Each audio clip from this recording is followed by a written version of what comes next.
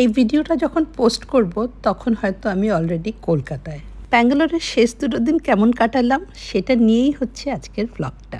So hello and welcome to a brand new blog. বন্ধুরা কেমন আছো তোমরা? আশা করছি তোমরা সকলে খুব খুব খুব ভালো আছো।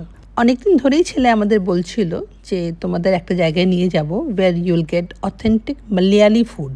জায়গাটার নাম হচ্ছে গডস ওন ক্যাফে। এই বাড়িটা যার, উনি নিজেই রান্না করেন, of course with some help. Wife কিচেনটা সামলে নেয় আর হাজব্যান্ড বাদবাকিটা দেখে নেয়। ব্যাঙ্গালোরে অনেক মালয়ালি ছেলেমেয়েরা থাকে। একটা সময়ের পরে কিন্তু সবাই ক্রেভ করে ফর হোম কুকড ফুড। তখন আন্টির হাতে বানানো বাড়ির খাবার পাওয়া গেলে আর কি চাই। আমার এই কনসেপ্টটাই এত ভালো লেগেছে, তাই ছেলেকে বললাম না ঠিক আছে, যাওয়ার আগে এই জায়গাটা নিশ্চয়ই ঘুরে যাব। ভেতরে গিয়ে দেখলাম 2টো টেবিল ছিল, 2টো টেবিলই বুকড। তখন ছেলে বলল উপরে চলো, উপরেও কয়েকটা টেবিল আছে। আমি সুব্রতকে বলছিলাম কনসেপ্টটা কিন্তু দারুণ লেগেছে। ওনারা এই বাড়িতেই থাকেন, এই বাড়িতেই একটা ছোট্টখাট্টো বিজনেসও রান করছেন। ছোট ছোট ছেলেমেয়েরা যারা এখানে বাড়ির রান্না খেতে আসছে তাদেরকে একটা সার্ভিসও দিচ্ছেন। আমিও তো এরকম একটা বেঙ্গলি ফুড সার্ভিস দিতে পারি, তাই না? তবে এটা অত সোজা ব্যাপার না। It needs a lot of commitment. তবে আইডিয়াটা মাথায় ঢুকিয়ে নিলাম। মোর না এটা এটা बटर मिल्क ये मोर मोर ऐसे ही व्हाइट मिलता है वहाँ। केरला का मोर ऐसा ही है, थोड़ा बटर मिल्क जैसा ही तो है, छाछ जैसे। नहीं वो तो है, वो जो है यहाँ का लोकल है कनाडा। फिश क्या फिश है? शेयर फिश है, चलो अच्छा है, शेयर फिश है। आयला भी है,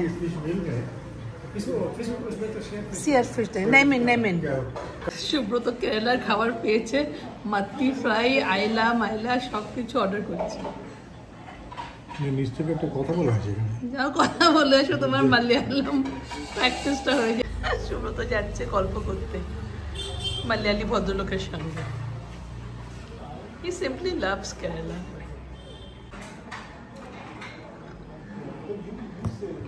This is the house. আচ্ছা। They cook only after getting the orders. ও আচ্ছা। Nothing is prepared. হ্যাঁ, it is not like a cafe. বাড়ির খাবার বললে বাড়িতে রান্না করে দেবে। Wife cooks. এসে গেছে মিল। হ্যাঁ, এটা আমার চিকেন মিল। দেখেছো 140 কি 50 টাকা করে থালি। একটা এরকম মালয়ালি থালিতে যা যা থাকে সব কিছুই ছিল। আমি আর আমার ছেলে নিয়েছিলাম চিকেন থালি, আর সুব্রত অর্ডার করেছিল একটা ফিশ থালি। আমার কেরালার এই মোটা লাল চালের ভাত খেতে ভীষণ ভালো লাগে, অনেক দিন পরে পেলাম। ফিশ মিলও এসে গেছে। প্রন, হ্যাঁ প্রন ঘি রোস্ট। মাত্তি ফ্রাই আসবে না, মিন ফ্রাই। আভিয়াল না? হ্যাঁ, this is avial. This is avial. You don't get so many varieties of.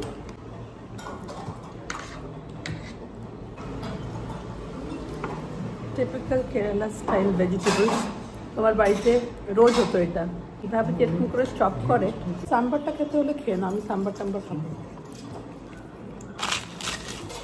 না। সাম্বারটা নিয়ে নিলাম।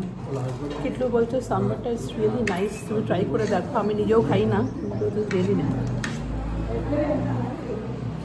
সত্যি তাই। Malayali girls are coming.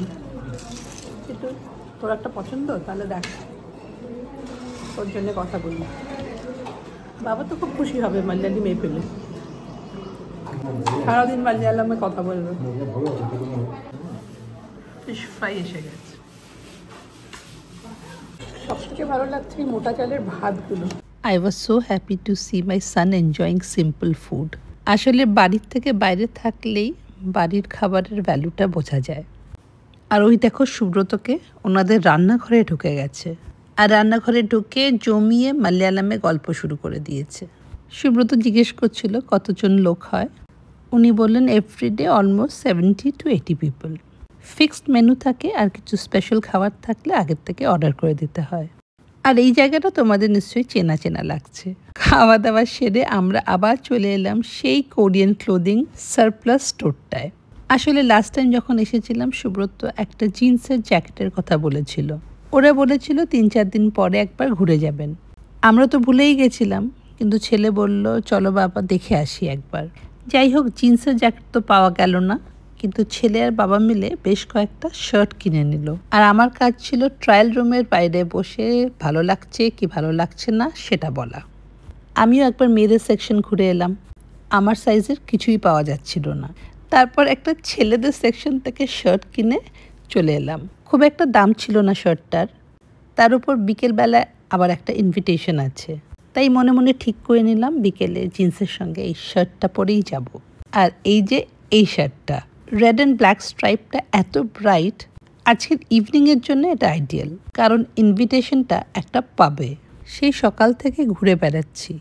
ফার্স্টে লাঞ্চে গেলাম, তারপর গেলাম কোরিয়ান শপটায়। বাই ইভিনিং যতক্ষণে বেরোনোর কথা ততক্ষণে অলরেডি আমার ঘুম পাওয়া শুরু হয়ে গেছে, তাই বেরোনোর আগে রান্নাঘরে ঘুরঘুর করছি। একটা স্ট্রং কফি না খেয়ে আমি বেরোচ্ছি না। আর এই দেখো আমরা পৌঁছে গেছি। আমাদের যিনি হোস্ট তার সিস্টার এই জায়গাটার কো-ফাউন্ডার। এই পাবটার নাম the bear library and it is huge. এত বড় এরিয়া নিয়ে একটা পাব, আমি তো দেখেই অবাক হয়ে গেছি। এত বড় একটা জায়গা, কিন্তু কোনো টেবিলই প্রায় খালি ছিল না। ছেলে বলল ব্যাঙ্গালোরে পাব কালচারটা ভীষণ বেশি। উইকডেজে তুমি খালি পাবে, কিন্তু উইকেন্ডে খালি কখনোই থাকে না। এই জায়গাটা আরেকটা জিনিস আমার খুব ভালো লাগলো। পাব বলে যে একটা ক্যাটেগরি অফ পিপল আছে তা কিন্তু না। ছোট ছোট বাচ্চারা, টিনেজার্সরা, মিডল এজেড, বয়স্ক সব এজ গ্রুপের লোকই এনজয় করছিল। এদিকে আমরা এসে গেছি, কিন্তু আমাদের হোস্টটা কিন্তু এখনো পৌঁছাতে পারেনি। তবে ফাউন্টেনের পাশে আমাদের টেবিল বুক ছিল, আর আমরা ওখানে গিয়ে বসে গেলাম। এই জায়গাটার একটা দুর্দান্ত ভাইব ছিল। জানো তো, আমার উমেন এন্টারপ্রেনার্সদের কথা ভেবেই খুব ভালো লাগে। আর আজকে Srimoyee, one of the founder of this place, যার কথা তোমাদের আগেও আমি বললাম, ওরও কিন্তু আসার কথা ছিল। For some reason she could not come. যদিও আজকে আমাদের হোস্ট ছিল ওর দাদা। আমরা প্রত্যেকেই একবার করে গিয়ে পুরো জায়গাটাকে ঘুরে দেখে এলাম। জায়গাটা কিন্তু আমার খুবই ইন্টারেস্টিং লেগেছে। আমি এক্সপেক্টই করিনি একটা পাবে ছোট ছোট বাচ্চারা দৌড়ে দৌড়ে খেলে বেড়াবে। একদিকে মিউজিক চলছে, একটা dancing area, mostly youngsters chilling after a long grill. সব কিছু কেমন পাল্টে গেছে না? আগে আমাদের উইকেন্ড মানে ছিল বাড়িতে কি ভালো রান্না হবে। আমাদের পুরো ছোটোবেলাটা রোববার মানে সকালে লুচি ঘুগনি আর দুপুরে মাটন। তখন উইকেন্ডে মাটনের দোকানে কি লম্বা লাইন লাগতো। এখন উইকডেজ উইকেন্ড সবসময় ফাঁকা, কারণ উইকেন্ডের কনসেপ্টটাই পাল্টে গেছে। আর এই যে আমাদের হোস্টরা এসে গেছে, লাভলি কাপল, আমাদের সঙ্গে প্রথম দেখা হচ্ছে, কিন্তু আমার ছেলের কাছে দে আর লাইক ফ্যামিলি ইন ব্যাঙ্গালোর।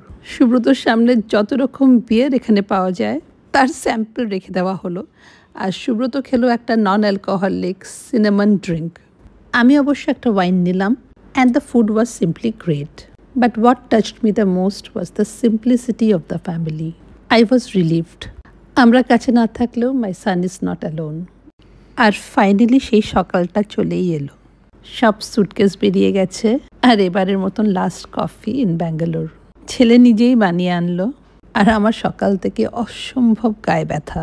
প্রতিবার আমার এটা হয়, ও যখন কলকাতা থেকে চলে যায় বা ওকে যখন ছেড়ে আসি, আমার শরীর নিতে পারে না। তবে একটা রিলিফ ছিল যে কালকে ও বেরিয়ে যাচ্ছে, তাই আজকে প্যাকিং আমাদের সবারই হয়েছে। বেশ অনেক দিনের জন্যই ও বেরিয়ে যাচ্ছে, আর একটা আশা আছে যে ব্যাঙ্গালোর ফেরার আগে হয়তো কলকাতা ঘুরে যাবে। এই হোপগুলোই আমাদের কষ্টের সময়গুলোকে কাটিয়ে উঠতে হেল্প করে। এবারের ব্যাঙ্গালোর ট্রিপটা খুবই মেমোরেবল ছিল। তিনজনে মিলে অনেক সুন্দর সময় কাটালাম। বাড়িতে গিয়ে যখন মনে পড়বে তখন ইউটিউবটা খুলে আমার নিজের ব্লগসগুলোই দেখে নেব। আর হ্যাঁ, আমার অ্যানিভার্সারি ব্লগে আমি তোমাদের অনেক অনেক ভালোবাসা পেয়েছি। মন খারাপ ছিল, সবাইকে উত্তর দিতে পারিনি, but I thank you all from the bottom of my heart. আজকের ব্লগটা এখানেই শেষ করলাম। তোমাদের সঙ্গে দেখা হবে কলকাতায়। Till then, bye bye and take care.